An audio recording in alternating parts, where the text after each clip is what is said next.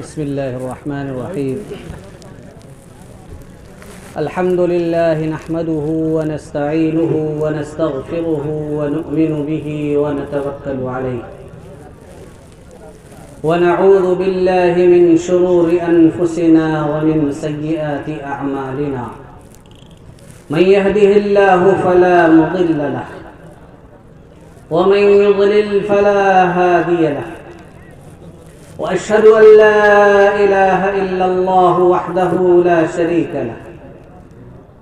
وأشهد أن سيدنا ونبينا وشفيعنا وقائدنا وقدوتنا وأسوتنا وإمامنا ومولانا محمدا عبده ورسوله صلى الله تعالى عليه وعلى آله وأصحابه وبارك وسلم تسليما كثيرا كثيرا. أما بعد فأعوذ بالله من الشيطان الرجيم. بسم الله الرحمن الرحيم. قد أفلح من تزكى وذكر اسم ربه فصلى. فقال رسول الله صلى الله عليه وسلم: لا يؤمن أحدكم حتى يكون هواه تبعا لما جئت به، أو كما قال عليه الصلاة والسلام. صدق الله العظيم وصدق رسوله النبي الكريم، والحمد لله رب العالمين. اللهم صل على سيدنا وعلى آل سيدنا محمد وبارك وسلم. اللهم صل على سيدنا محمد وعلى آل سيدنا محمد وبارك وسلم. اللهم صل على سيدنا محمد وعلى آل سيدنا محمد وبارك وسلم. محترم بزرگوں اور دوستوں، کافی دیر سے آپ کا یہ سالانہ اجلاس چل رہا ہے. آپ نے مختلف باتیں اب تک سنی ہیں.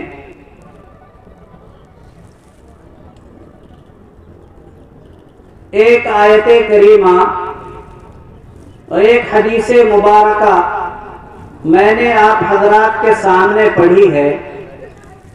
انشاءاللہ اسی آیت کریمہ اور اسی حدیث مبارک کی روشنی میں کچھ باتیں عرض کروں گا. ہو سکتا ہے کسی بندے خدا کو فائدہ پہنچ جائے. اللہ تبارک و تعالی کا بے حد و بے حساب احسان، اس کا جتنا بھی شکر ادا کیا جائے کم ہے. اس عظیم الشان دینی محفل میں ہم سب کو حاضر ہونے کی اور شریک ہونے کی توفیق مرحمت فرمائی. ویسے تو دینی مجلسوں میں ہم لوگ شرکت کرتے رہتے ہیں، دین کی باتیں ہم لوگ سنتے رہتے ہیں، لیکن اگر صرف دینی بات کہہ لی جائے، سنا دی جائے اور سن لی جائے، پھر تو ایسی مجلس کا کوئی فائدہ نہیں. اگر صرف سننا ہی مقصود اور صرف کہنا ہی مقصود، پھر تو ایسی مجلس کا کوئی فائدہ نہیں. پھر تو ایسی مجلسیں سننے والے کے لیے کان کی لذت اور کہنے والے کے لیے زبان کی لذت بن جاتی ہے. کہنے والا سوچتا ہے کہ کہنے میں بڑا مزہ آیا، پھر وہ لوگوں سے پوچھتا پھرتا ہے کہ بڑھیا تقریر ہوئی نا. ایک آدمی سے پوچھتا ہے کیسا بیان کیا. اور جو سننے والے ہوتے ہیں ان کے لیے کان کی لذت کہ ماشاءاللہ فلاں جگہ سے مولانا آئے تھے، بہت بڑھیا بات بتائی. اگر کوئی پوچھے کہ مولانا نے کیا بتایا تھا تو سامعین کا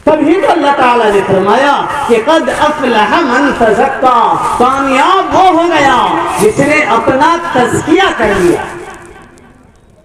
تزکیہ کیا ہے؟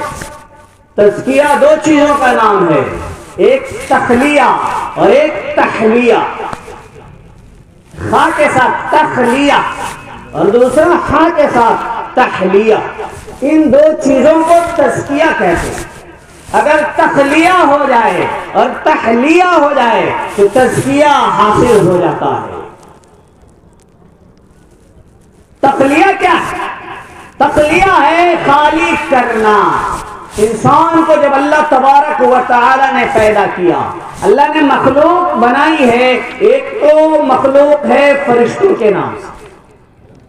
فرشتوں کے اندر خیر ہی خیر، وہ کوئی برا کام کر نہیں سکتے، ان کے اندر برائی کا خیال بھی نہیں آتا، وہ ہمیشہ خیر ہی خیر کرتے ہیں۔ اسی لیے کوئی آدمی اچھا کام کرتا ہے، خیر کے کام کرتا ہے، بھلائی کے کام کرتا ہے، تو ہم کہتے ہیں یہ تو فرشتوں جیسا، کہتے ہیں تو فرشتہ معلوم ہوتا ہے۔ کیوں؟ اسی وجہ سے اس نے ایک اچھا کام کیا، اور اچھے کام کرنا یہ فرشتوں کا خاصہ ہے۔ فرشتوں کو اللہ نے ایسا بنایا ہے کہ وہ صرف خیر کے کام، بھلائی کے کام اور اچھے کام ہی کر سکتے ہیں اور کرتے ہیں۔ وہ کوئی برائی نہیں کر سکتے، فرشتے جھوٹ نہیں بول سکتے، فرشتے دھوکہ نہیں دے سکتے، فرشتے چوری نہیں کر سکتے، فرشتے زنا نہیں کر سکتے، فرشتے شراب نہیں پی سکتے، غرض یہ کہ وہ کوئی برائی نہیں کر سکتے۔ لا یعصون اللہ ما امرہم، اللہ جو حکم دیتا ہے اس کے خلاف وہ نہیں کر سکتے۔ وَيَفْعَلُونَ مَا يُؤْمَرُونَ، جو ان سے کرنے کو کہا جاتا ہے بس وہ لوگ وہی کرتے ہیں۔ تو یہ فرشتوں کا خاصہ ہے، وہ صرف خیر کے اور بھلائی کے کام ہی کرتے ہیں۔ دوسری مخلوق جو اللہ نے بنائی ہے شیطان۔ شیطان کبھی کوئی اچھا کام نہیں کرتا، کوئی خیر کا اور بھلائی کا کام نہیں کرتا، وہ جب بھی کرتا ہے تو غلط کام ہی کرتا ہے، برا کام ہی کرتا ہے، وہ خود بھی برا ہے اور ہر ایک کو برا بنانے کی کوشش کر رہا ہے۔ ہر وقت اس کے دماغ میں طرح طرح کے منصوبے بنتے رہتے ہیں کہ فلاں کو کیسے خراب کیا جائے، فلاں اچھے انسان کو کس طریقے سے غلط کام کرنے پر آمادہ کیا جائے، فلاں کو کیسے ظلم کرنے پر آمادہ کیا جائے، فلاں کو کیسے جھوٹ بولنے پر آمادہ کیا جائے، فلاں کو کیسے دھوکہ دینے پر آمادہ کیا جائے، فلاں کو کیسے ملاوٹ کرنے پر آمادہ کیا جائے، غرض یہ کہ فلاں کو کیسے چوری کرنے پر آمادہ کیا جائے، فلاں کو کیسے زنا کرنے پر آمادہ کیا جائے، فلاں کو کیسے شراب پینے پر آمادہ کیا جائے۔ یہ کہ شیطان خود بھی غلط کام کرتا رہتا ہے اور دوسروں کو بھی غلط راستے پر لے جانے کے لیے منصوبے اور پلاننگ بناتا رہتا ہے۔ تیسری مخلوق ہے انسان۔ اس کے اندر اللہ نے خیر کا مادہ بھی رکھا ہے، شر کا مادہ بھی رکھا ہے۔ یہ اگر چاہے تو فرشتوں جیسا بن جائے اور اگر چاہے تو شیطان جیسا بن۔ اب اس کے پیچھے فرشتے بھی لگے ہوئے ہیں اور اس کے پیچھے شیطان بھی لگا ہوا ہے۔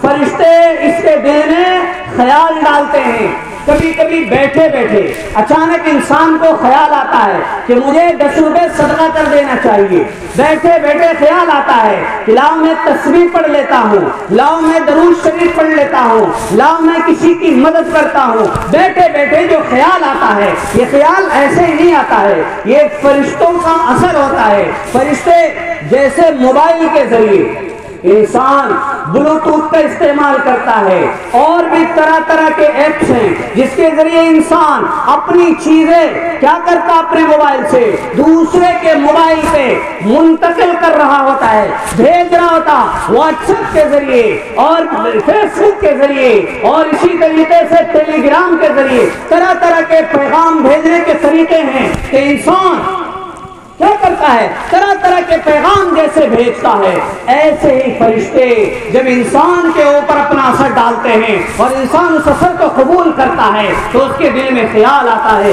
کہ مجھے اچھا کام کرنا چاہیے. اسی کو الہام کہا جاتا ہے. ہمارے دل میں جو اچھا کام کرنے کا خیال آتا ہے اسی کو الہام کہتے ہیں. اسی طریقے سے شیطان بھی انسان کے اوپر اپنا اثر ڈالتا ہے اور چاہتا ہے کہ یہ برائی کرے.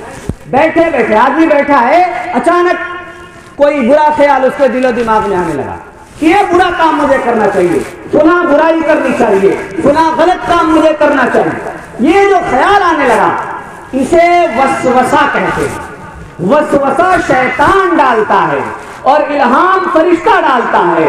تو انسان کے اندر دونوں مادے موجود ہیں. وہ اگر چاہے تو فرشتوں کے اثر کو قبول کر لے، وہ اگر چاہے تو شیطان کے اثر کو قبول کر لے. اب یہ سامنے مسجد ہے، میں اگر اس راستے پر چل کے جا رہا ہوں، نماز کا ٹائم ہے، اس کے بعد جب مسجد کا دروازہ جہاں سے مسجد کے راستہ مڑ رہا ہے اور راستہ مدرسے کے باہر چلا جا رہا ہے جو مسجد کی طرف نہیں جاتا ہے، اب وہاں پر رک کر کے اگر میں یہ سوچوں کہ مسجد میں جاؤں، کیا مجھے کوئی روک سکتا ہے؟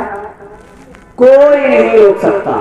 اور اگر میں مسجد میں نہیں بلکہ میں چاہوں کہ میں سیدھا مسجد کو کراس کرتے ہوئے پار کرتے ہوئے آگے نکل جاؤں اور مسجد میں نہ جاؤں تو کیا مجھے کوئی روک سکتا ہے؟ نہیں. پتا چلا کہ میں خیر کے کام بھی کر سکتا ہوں اگر چاہوں، شر کے کام بھی کر سکتا ہوں اگر میں چاہوں. تو شیطان لگا ہوا ہے اس سے برے کام کرواؤ، فرشتہ لگا ہوا ہے کہ اس سے اچھے کام کروانا ہے. اب یہ ہمارے دل کی بات ہے. میرے دل نے اگر فرشتے کا اثر قبول کیا میں اچھا انسان بنوں گا، اچھے کام کروں گا. اگر شیطان کا اثر قبول کیا میں برا انسان بنوں گا، برے کام کروں گا.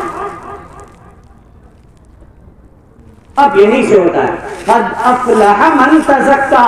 تخلیہ، تزکیہ کیا ہے؟ میں نے کہا دو چیزوں کو تزکیہ کہتے ہیں، ایک تخلیہ اور ایک تخلیہ. تخلیہ کیا ہے؟ تخلیہ یہ ہے کہ انسان کے اندر جو نظریات ہے طرح طرح کے، کفر ہے، شرک ہے، نفاق ہے، بغض ہے، کینہ ہے، حسد ہے، تکبر ہے، چوری کی صفت ہے، زنا کی صفت ہے، جھوٹ بولنا ہے، دھوکہ دینا ہے، طرح طرح کی بدماشیاں کرنا. ان ساری چیزوں کو اگر انسان اپنے ذات سے، اپنے اندر سے نکال دے تو اسے تخلیہ کہتے ہیں. اسے تخلیہ کہتے ہیں. اگر آپ نے اپنے اندر سے تکبر کو، غرور کو، گھمنڈ کو نکال دیا تو تخلیہ ہو گیا. ایک غلط صفت، ایک غلط بات آپ کے اندر سے نکل گئی. اگر آپ نے جھوٹ کو نکال دیا اپنے اندر سے تو تخلیہ ہو گیا. اس سے آپ نے اپنے آپ کو جھوٹ سے خالی کر لیا، چوری سے خالی کر لیا، زنا سے خالی کر لیا. اب یہ جگہ صاف ستھری ہو گئی. اب یہ جگہ کیا ہو گئی؟ صاف ستھری ہو گئی. لیکن ابھی دوسرا مرحلہ باقی ہے. دوسرا مرحلہ تحلیہ کا کہ جھوٹ کو ہم نے چھوڑا ہے، سچائی کو اگر ہم اختیار کر لیں تو اب تحلیہ ہو.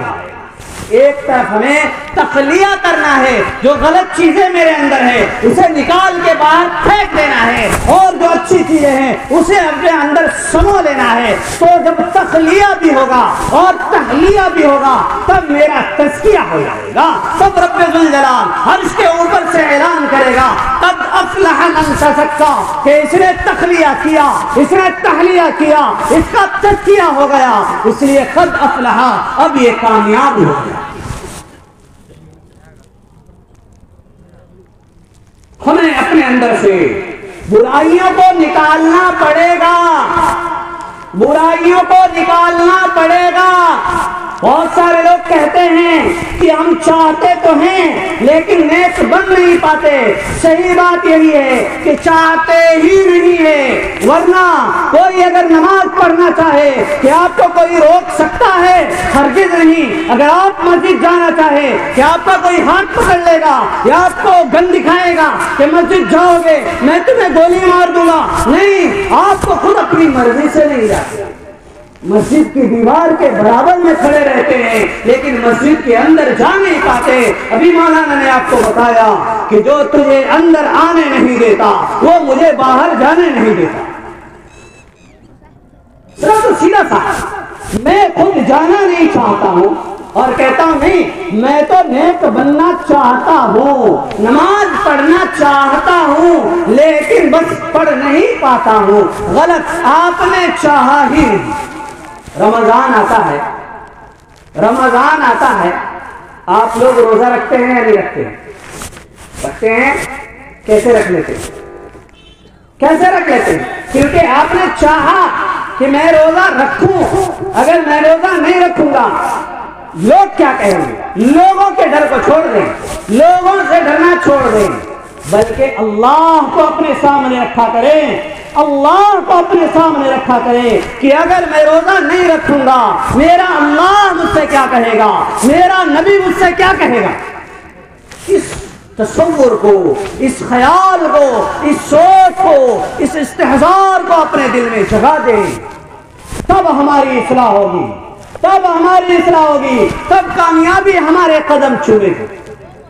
ایک خطرناک بیماری جو آج کل ہمارے نوجوانوں میں پنپ رہی ہے، ویسے تو بہت ساری بیماریاں ہیں جو ہمارے نوجوانوں میں پنپ رہی ہے، لیکن بطور خاص ایک خطرناک بیماری جس کی وجہ سے بہت سارے گھر اجڑ گئے ہیں، جس کی وجہ سے بہت سارے گھر اجڑ رہے ہیں.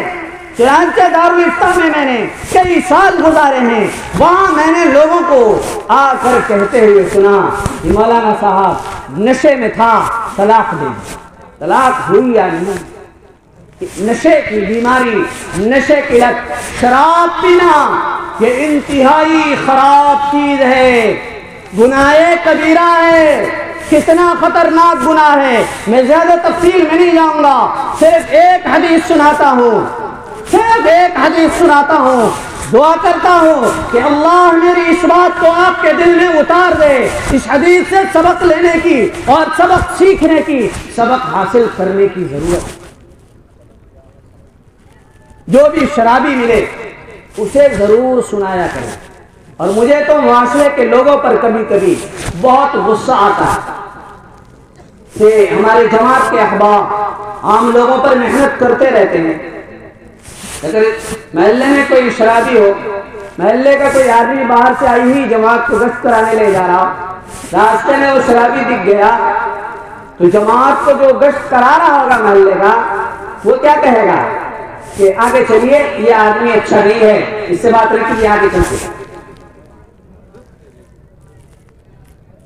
ایک سیدھی سی بات ہے، سیدھی سی بات، اگر اس سے نہیں ملیں گے اس کو ٹھیک کون کرے گا؟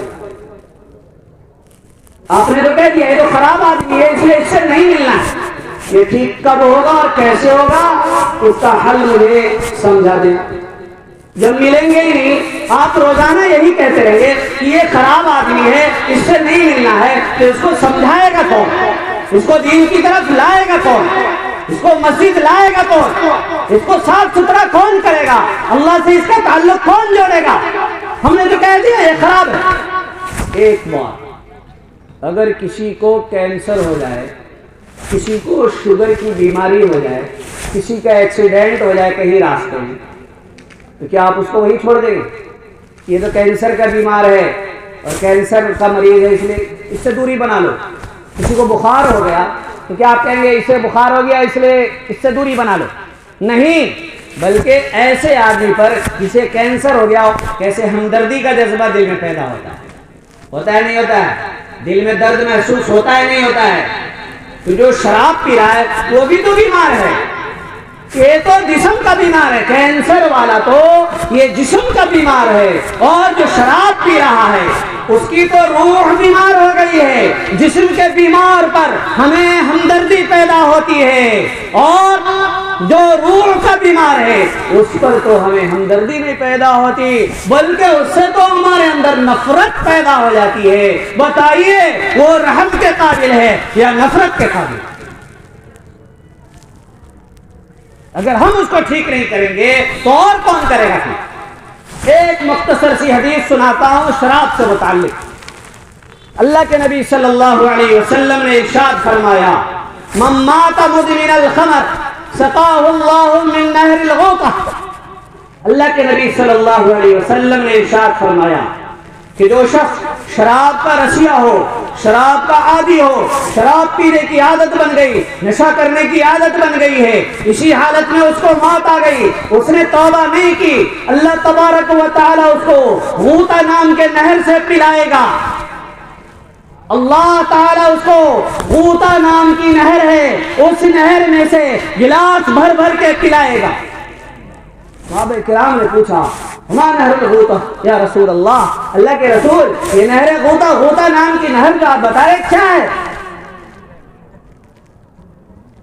سنیں, غور سے سنیں, دل میں اتارنے کی کوشش کریں, ہر شرابی تک اس حدیث کو پہنچائیں. حدیث یہ بلغوا عنی ولو آیا, کہ میری طرف سے پہنچاؤ چاہے ایک ہی بات ہو. اس لیے اس بات کو ہر نشہ والے تک پہنچائیں. کیا فرمایا کہ جو شراب کا عادی ہوگا, توبہ کیے بغیر اسی حالت میں مر جائے گا, اللہ تعالیٰ اس کو نہر غوطہ سے پلائے گا. صحابہ نے پوچھا اے اللہ کے رسول یہ نہر غوطہ کیا ہے, اس کی کیا حقیقت ہے؟ اللہ کے نبی صلی اللہ علیہ وسلم نے فرمایا نہر یجری من فروج المؤمسات, یہ ایک نہر ہے, جہنم میں ہوگی یہ نہر. یہ نہر کہاں ہوگی؟ جہنم میں ہوگی. یہ چل کہاں سے رہی ہوگی, بہ کہاں سے رہی ہوگی؟ فرمایا یجری من فروج المؤمسات, جو دنیا میں طوائف تھی, زانیہ عورتیں تھی, ان کی شرمگاہ کے اندر سے, ان کی پیشاب گاہ کے اندر سے وہ نہر چل رہی ہوگی, اور اس کے اندر اتنی بدبو ہوگی, اتنی بدبو ہوگی کہ جہنم کے سارے لوگ پریشان ہوں گے. اس میں سے گلاس بھر بھر کے اس شرابی کو پلایا جائے گا. اگر اس حدیث کو سننے کے بعد بھی ہمت ہے تو شراب کا گلاس اٹھا لینا.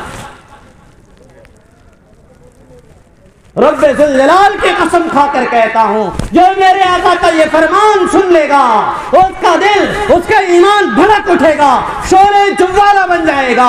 جو شراب کا گلاس یا شراب کی بوتل اس کے ہاتھ میں ہوگی, اسے زمین پر دے مارے گا, توڑ دے گا. کبھی اس کا ہاتھ شراب کی گلاس کی طرف, شراب کی بوتل کی طرف, شراب کی دکان کی طرف قدم بڑھ ہی نہیں سکتے. پہنچائیں گے ہر جگہ, ہر مجلس میں میرا یہ پیغام پہنچائیں. اس حدیث کو, اللہ کے نبی صلی اللہ علیہ وسلم کے اس تعلیم کو, اس ہدایت کو, اس فرمان کو ہر شرابی تک پہنچائیں.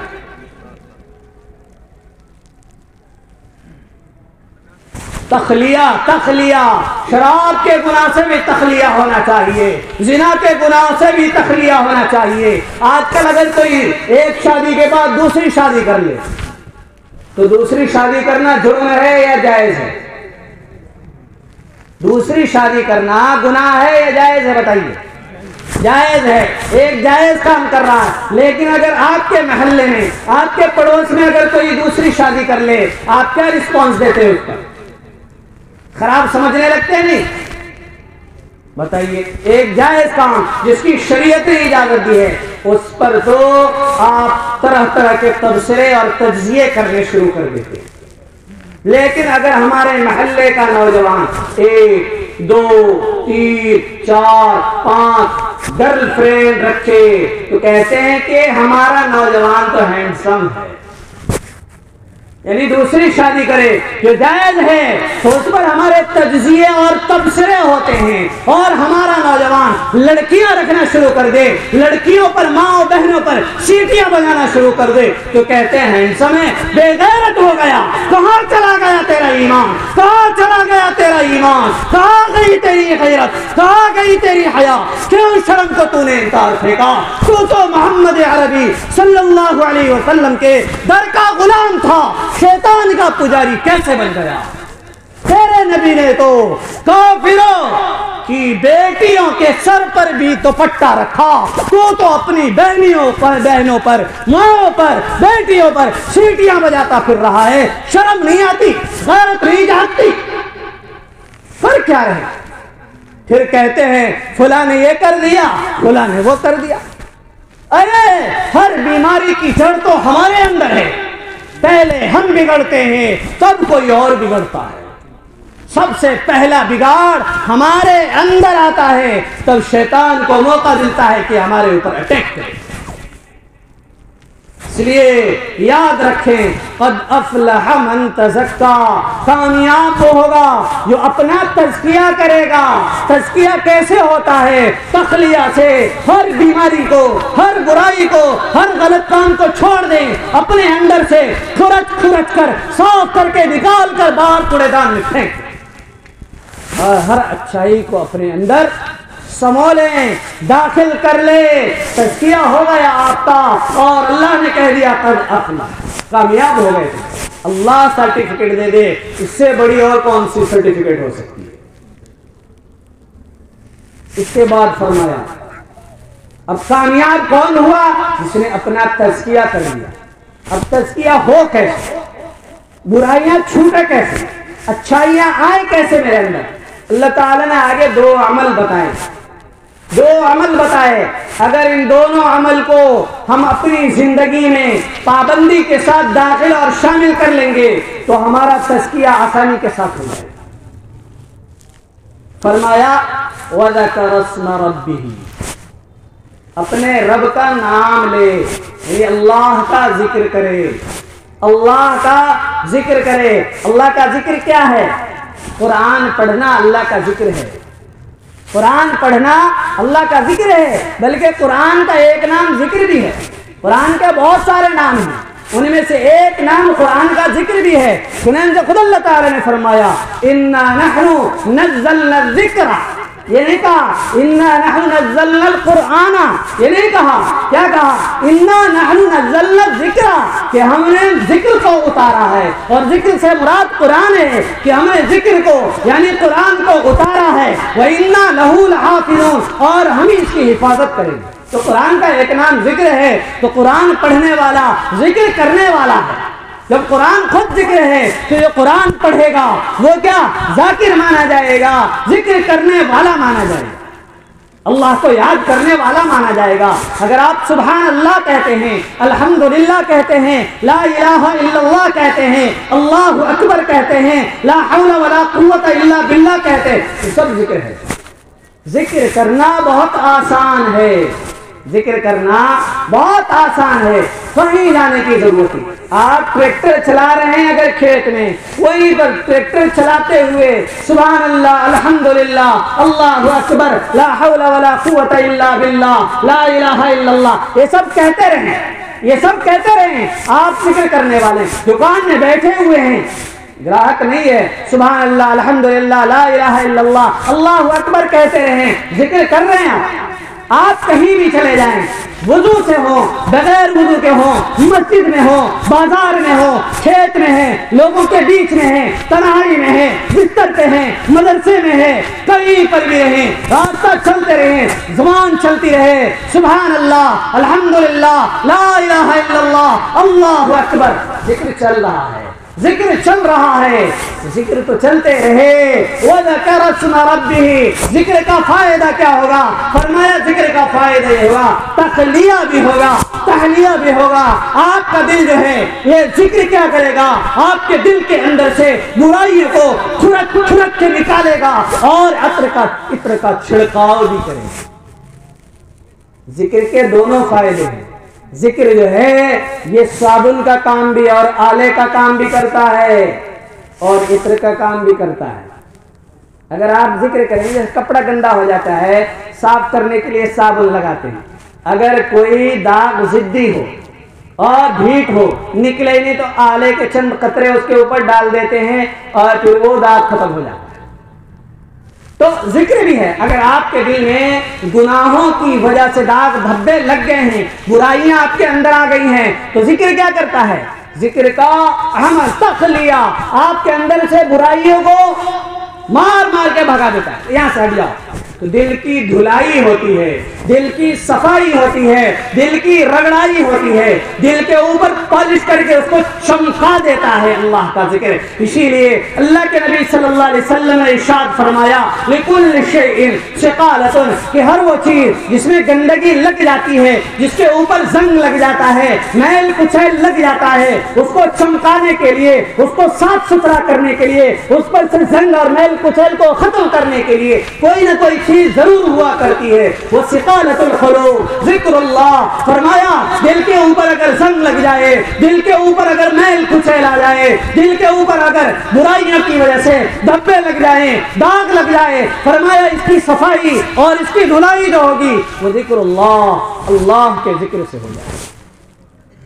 ہم تزکیہ اگر چاہتے ہیں کہ ہمارا تزکیہ ہو تو ہم چلتے پھرتے کیا کریں؟ اللہ کو یاد کرتے رہا کریں، اور اللہ کو یاد کرنا کوئی مشکل نہیں ہے، ہر آدمی کر سکتا ہے، جہاں چاہے کر سکتا ہے، جب چاہے کر سکتا ہے۔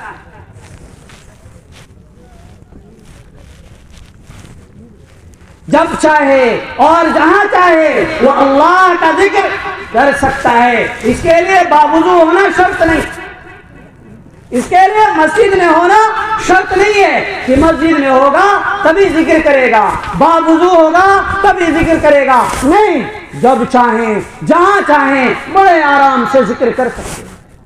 اب ذکر کتنا کریں، ذکر کتنا کریں؟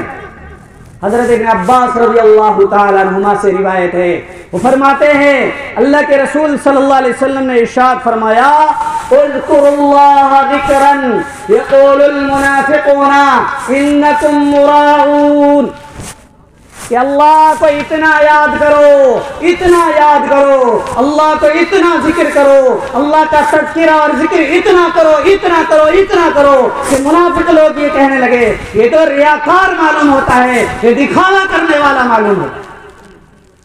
جب ایک آدمی بھی اس کے سامنے آ جائے وہیں پر اللہ کا ذکر، اللہ کا تذکرہ شروع کر دیا۔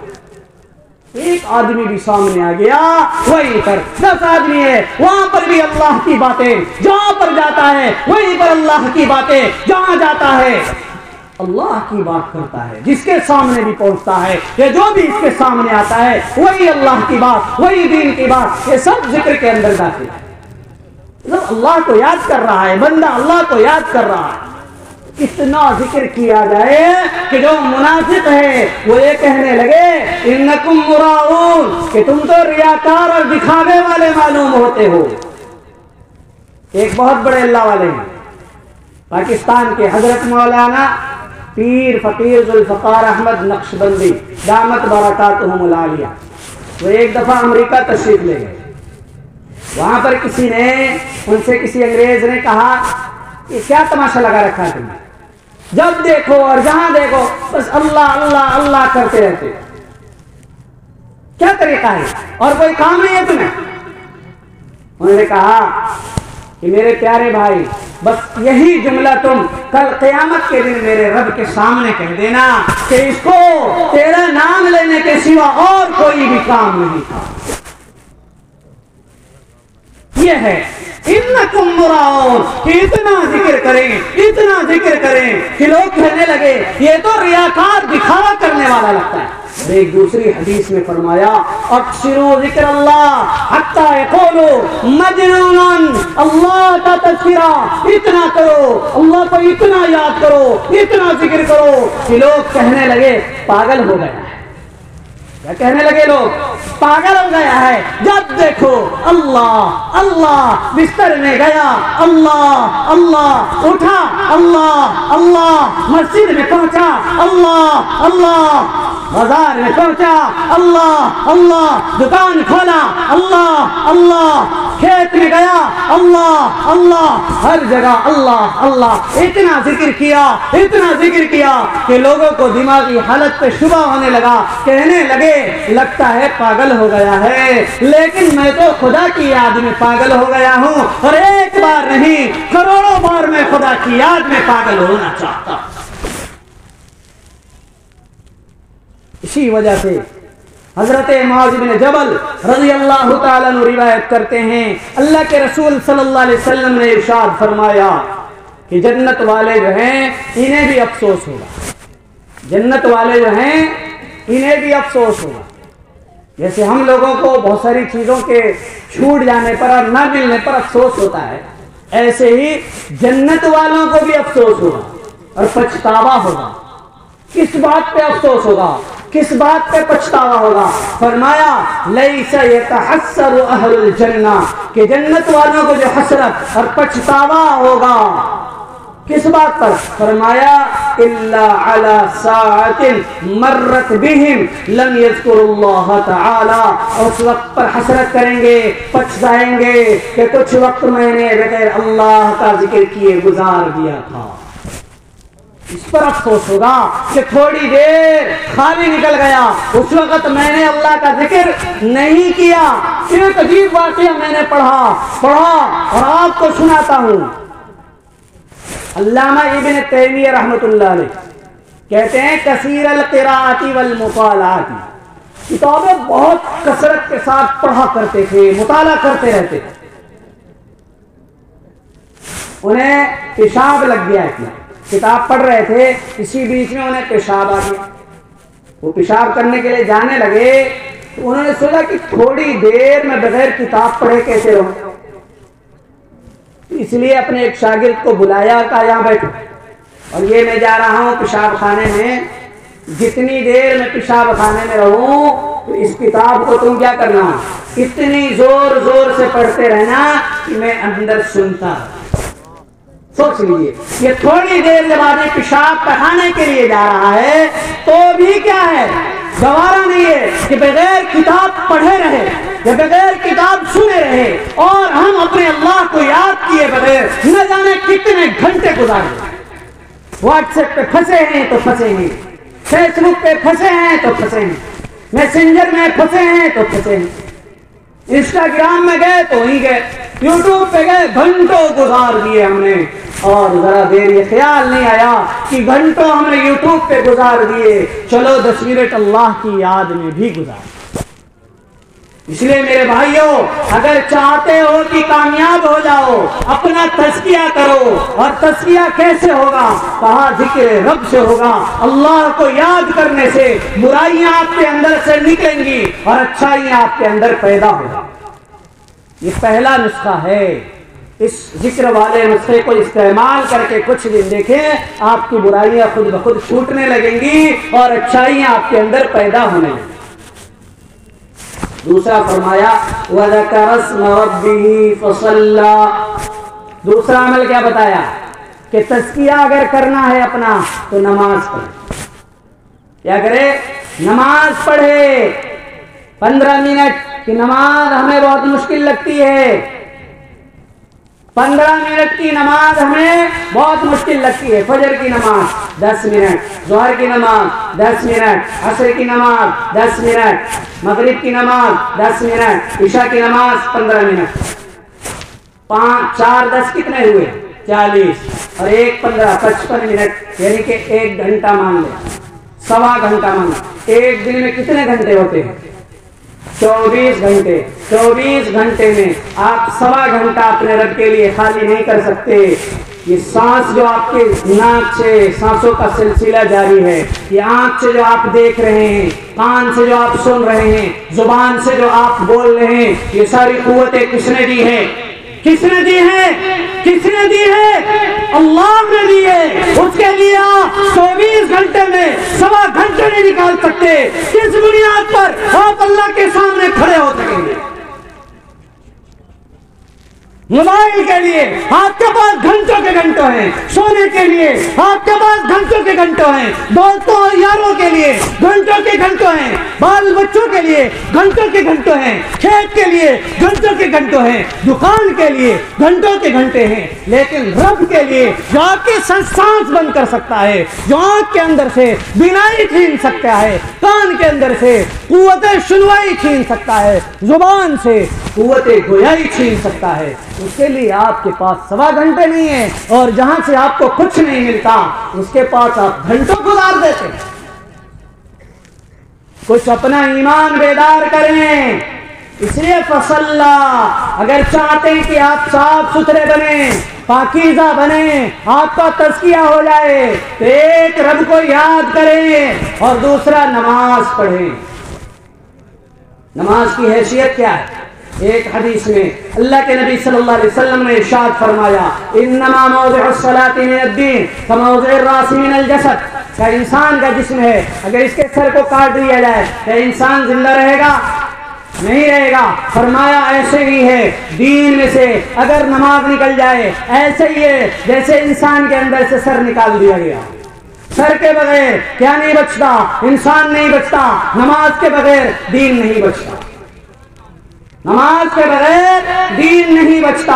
ابھی میں نے کہا کامیاب وہ ہوگا جو کیا کرے گا؟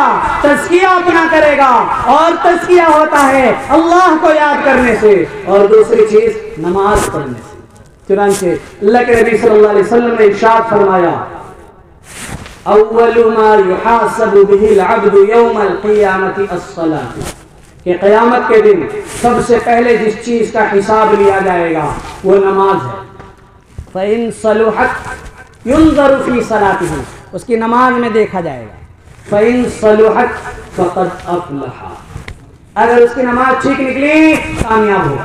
دیکھیے وہاں پر کہا قد افلح من تزکا، کامیاب وہ ہوا جو اپنا تزکیہ کرے گا۔ وذکر اسم ربہ فصلی، تزکیہ کیسے ہوگا؟ کہا وذکر اسم ربہ، رب کو یاد کرے گا، فصلی نماز پڑھے گا، رب کو یاد کرے نماز پڑھے تزکیہ ہوگا۔ یہاں کیا کہا گیا؟ فإن صلحت، اگر نماز ٹھیک نکلی فقد افلح، وہ کامیاب ہوگا۔ وہاں پر بھی کہا گیا ہے، قرآن میں بھی یہی کہا گیا کامیاب وہ ہوا جو تزکیہ کرے گا۔ تزکیہ کس کا ہوا؟ جو رب کو یاد کرے گا، نماز پڑھے گا۔ یہاں کہا گیا نماز ٹھیک نکلے گی تو کامیاب ہو جائے گا۔ وَإِن فَسَدَتْ خَابَ وَخَسِرَ، اگر نماز خراب نکلی، اگر نماز خراب نکلی تو ناکام نامراد ہو جائے گا، گھاٹے میں ہو جائے گا، برباد ہو جائے گا، تباہ ہو جائے گا، ہلاک ہو جائے گا۔ دیکھیے نماز کامیابی دلاتی ہے۔ اور میں نے کہا تزکیہ کسے کہتے ہیں؟ تخلیہ اور تحلیہ، کہ تزکیہ سے کیا ہوتا ہے؟ تخلیہ بھی ہوتا ہے، اس کے اندر غلط چیزیں انسان کے اندر سے نکل جاتی ہے، اچھی چیزیں اس کے اندر آ جاتی ہے۔ ذکر کے بارے میں نے آپ کو سمجھا دیا، اب نماز کے بارے میں سمجھیے۔ قرآن میں اللہ تعالی نے فرمایا ان الصلاۃ تنہا عن الفحشاء والمنکر، کہ نماز بے حیائی سے اور برے کاموں سے روک دیتی ہے۔ تخلیہ ہوا، غلطیاں برائیاں اور خرابیاں نکلی۔ دیکھیے قرآن میں خود اللہ نے کہا اب اگر میں نماز پڑھتا ہوں اور میرے اندر برائیاں پھر بھی ہیں تو نماز کا قصور نہیں ہے، میرا قصور ہے۔ اس کا مطلب میں نے نماز کہنے کی ہے، ڈھنگ سے پڑھی نہیں ہے۔ جیسے کہ ڈاکٹر اگر مجھے دوائی دیتا ہے، دوائی کھانے کے بعد بخار اگر ٹھیک نہیں ہوا تو میں ڈاکٹر کا قصور نہیں نکالتا ہوں کہ ڈاکٹر ہی غلط تھا، نہیں، میں سمجھتا ہوں کہ لگتا ہے کہ ابھی میرا بخار کچھ زیادہ ہی خطرناک قسم کا ہے، اس لیے مہینوں تک بھی بخار کا علاج چلتا ہے اور بخار نکلنے کا نام نہیں لیتا، کبھی مہینے کے بعد بھی بخار ختم ہوتا ہے۔ ایسے ہی ہوگا، نماز کو بہتر سے بہتر بنانے کی کوشش کرتے رہیں، بہتر سے بہتر بنانے کی کوشش کرتے رہیں۔ ایک دن ضرور ایسا آئے گا آپ کے اندر سے نماز برائیوں کو سلٹ کر کے اور دھکے دے کر کے نکال باہر کرے گی اور اچھائیاں آپ کے اندر پیدا کر دے گی۔ چنانچہ حدیث میں آتا ہے ایک صحابی نے اللہ کے نبی صلی اللہ علیہ وسلم کے سامنے ایک دوسرے ساتھی کی شکایت کی کہ اللہ کے نبی فلاں آدمی کیا کرتا ہے، تہجد بھی پڑھتا ہے، نمازیں بھی پڑھتا ہے، لیکن رات میں وہ چوریاں بھی کرتا ہے۔ کیا کرتا ہے؟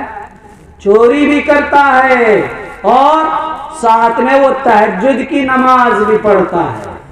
اللہ کے نبی صلی اللہ علیہ وسلم نے کیا جواب دیا؟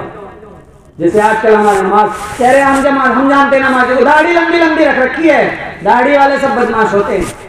ارے بھائی داڑھی والے نہیں بدماش ہوتے، یہ آدمی بدماش ہے، داڑھی والے نہیں بدماش۔ داڑھی کی اس میں کیا غلطی ہے؟